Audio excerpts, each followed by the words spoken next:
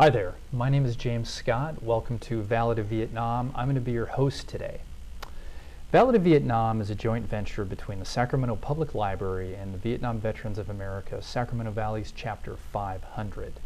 It's our intent to trace the arc of experience experienced by our Vietnam-era veterans as they went from Sacramento to Asia and then back again. Today's guest, Doug Mitten, spent one tour of duty in the Asian theater as a member of the U.S. Army.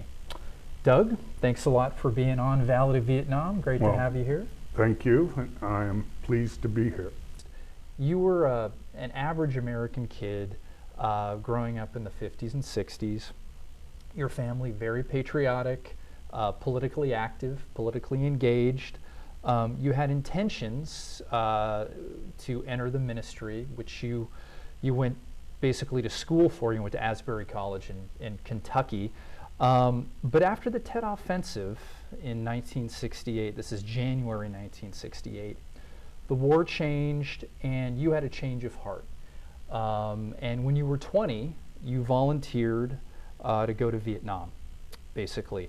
So you spent time at Fort Leonard Wood in Missouri, and then spent time at Fort Polk, aka Tigerland. You spent probably a week or two there. Now, when you go to Tigerland, you're essentially going to Vietnam, but you didn't go to Vietnam.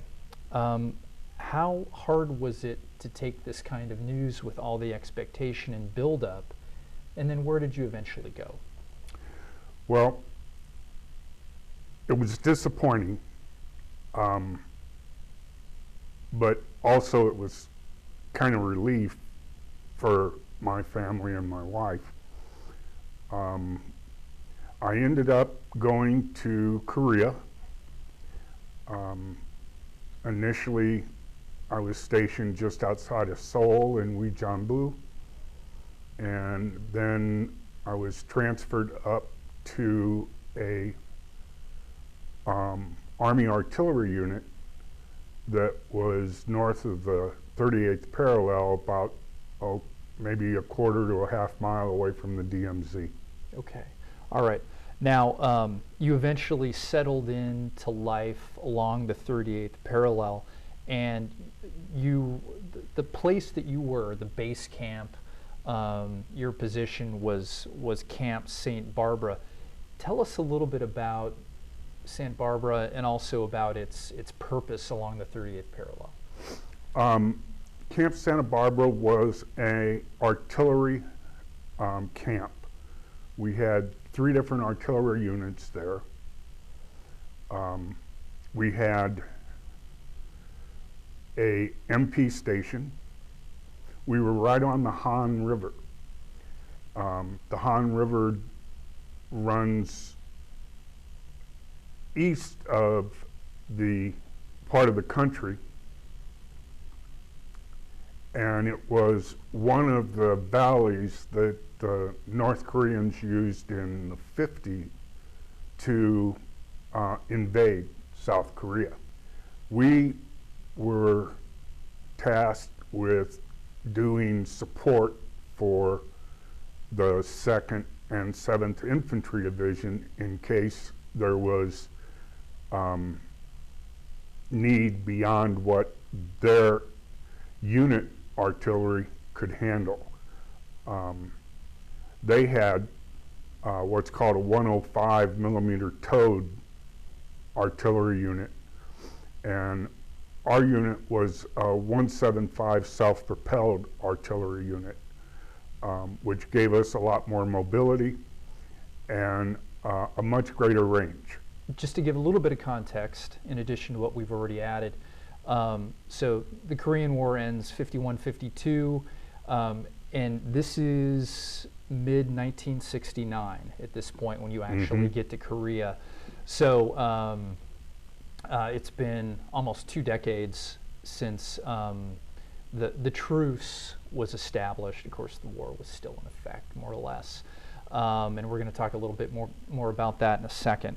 So Santa Barbara acting as a support unit, and then also as a force of interdiction, just in case there's an invasion. So you settle in at St. Barbara. and you start to make friends. You start to make buddies. Tell us a little bit about George and Odie, the friends you started to make, and then also your common interest in the USO and the things you guys did. Odie was from the South, and he was a character. And he was one of those soldiers who basically did as little as he could to keep out of trouble. He ended up being the driver of the petroleum, oil, and lubricant truck. Mainly he would deliver diesel fuel to all of the buildings. There were tanks near all of the buildings, and you'd fill a 5-gallon can and then fill the stove out of that 5-gallon can during the winter to keep it hot. And then the stoves in the mess hall all ran off of the diesel also. So he was constantly going around the camp, topping off the tanks, going down to the depot, picking up, refilling his truck. It was a semi-tanker truck. He backed through the mess hall one afternoon, and it was at that point that I was transferred to that truck, and it was my job to be his backup person so that I could give him some details about how close he was to objects and more accident prevention than anything else. George, he was from the East Coast, and he brought a beetle collection with him that kept us all entertained. He was a bus driver for the USO, and through him I got involved with the USO. I'd spent a lot of time at the library, which was run by the USO, and I had a lot of time that way to just sit and read and kind of pass the time when I wasn't on duty. Moving on, you've kind of settled into the situation along the 38th parallel, and then Thanksgiving comes, 1969. Tell us about that day. It seemed okay. to... The owner of the Korea Herald, which was both Korean and an English language paper, they did 2 editions, had this tradition of inviting American soldiers to his home for Thanksgiving. There were, I guess, about 15 of us at the table, and basically the headquarters would choose the units on some kind of day, and then the units would draw names out of a hat. And I got lucky, and my name was drawn out of the hat for my unit. It was a combination of traditional American Thanksgiving food and Korean food. There seemed to be no end of it. And he was a very, very gracious host, and it just really felt like somebody appreciated what we were doing. And I think, and I hope all the people who were there, I know I did, had a much better attitude about Korea and Koreans after that experience. The next thing to talk about is you did a lot of things to stay busy at St. Barbara. And one of the things you did, your faith had been a source of great strength to you throughout your life. Tell us about your time in an orphanage that was nearby St. Barbara. Just outside of the village that was on the other side of the river from the post, there was a orphanage for Korean children. It was run by American missionaries, but I don't remember what denomination. And I found out about it through the Army Times, which is a newspaper that's published for military people. And I went over and I talked to the people there about what they needed and what, you know, I could do to help. And basically they said that they really needed clothing for the kids. So I wrote a letter to my pastor back at my home church in East St. Louis, St. Paul's Methodist Church, and explained what they needed and asked if he could get the members of the congregation to participate in donating new clothing for these kids. That turned into a long time mission of that church. Even after I left Korea, we would still be gathering clothing and sending it to the orphanage for the kids to make sure that they had a steady supply of clothing. Doug, you, in addition to everything we've already talked about, are a veteran of what's known as the Second Korean War, which lasted from 1966 to 1969. Something I didn't know much about at all. I had heard talk here and there of North Korean ambushes along the DMZ.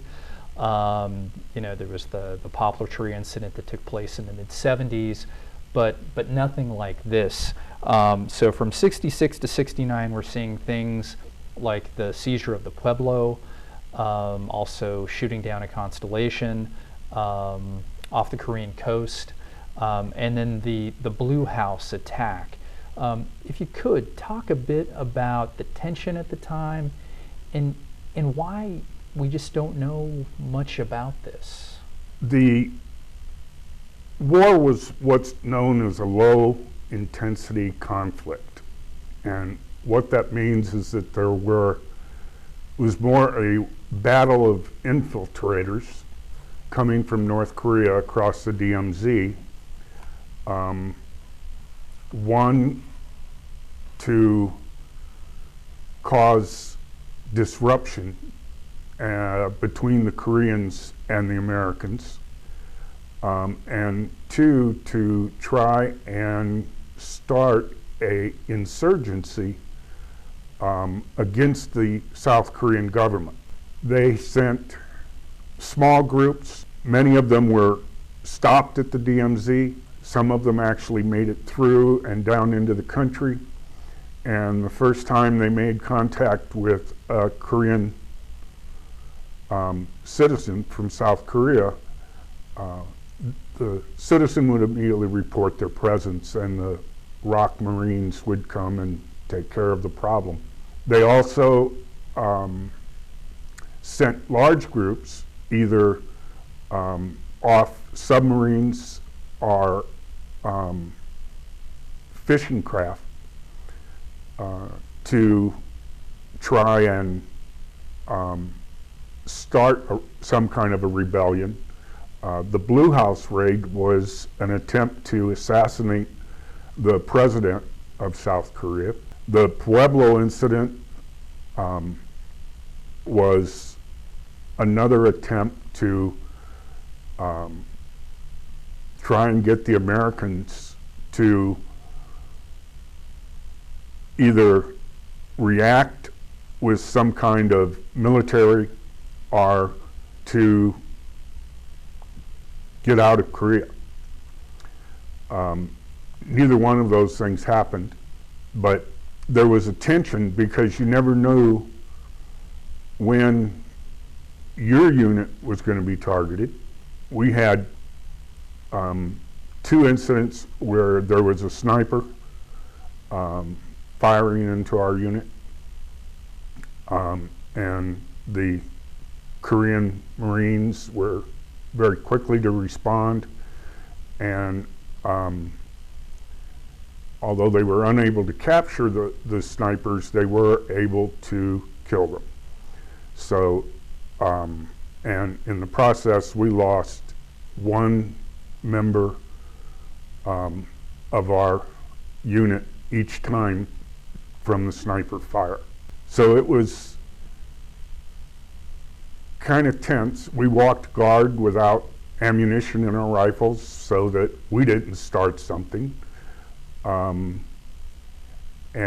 the only units that actually had a rule of engagement that allowed them to fire were the 2nd and 7th Infantry Division, and only within the DMZ.